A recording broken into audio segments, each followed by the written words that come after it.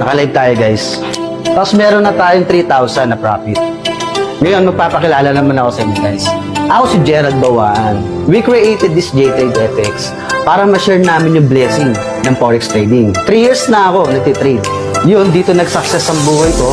Iyan yung mga proof ng trade ko.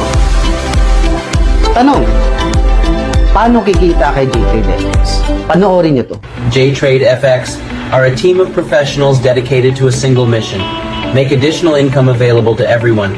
If you feel like you want to invest and stop living from paycheck to paycheck, you can learn with us. The process is very straightforward. 1. Complete our registration process and have an account with us, and we will help you get starting streams of income on your way. 2.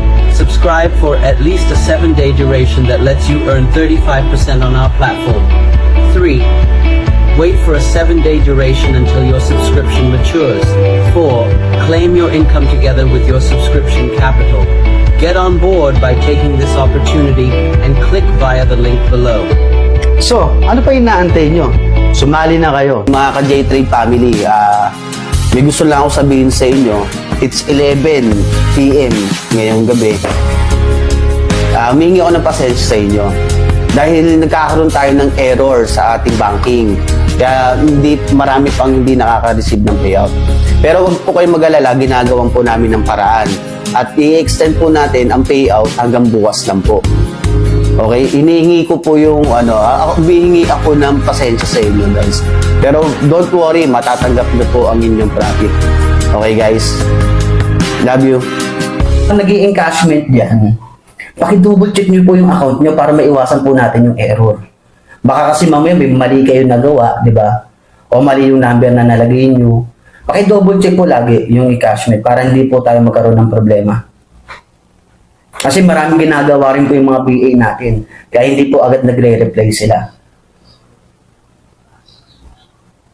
Yan, hello po. Hello po sa inyo. Ay, yan, mag-avail ng course po natin. Antayin nyo lang po, stay tuned lang po kayo. Ano po natin sa Facebook group po natin.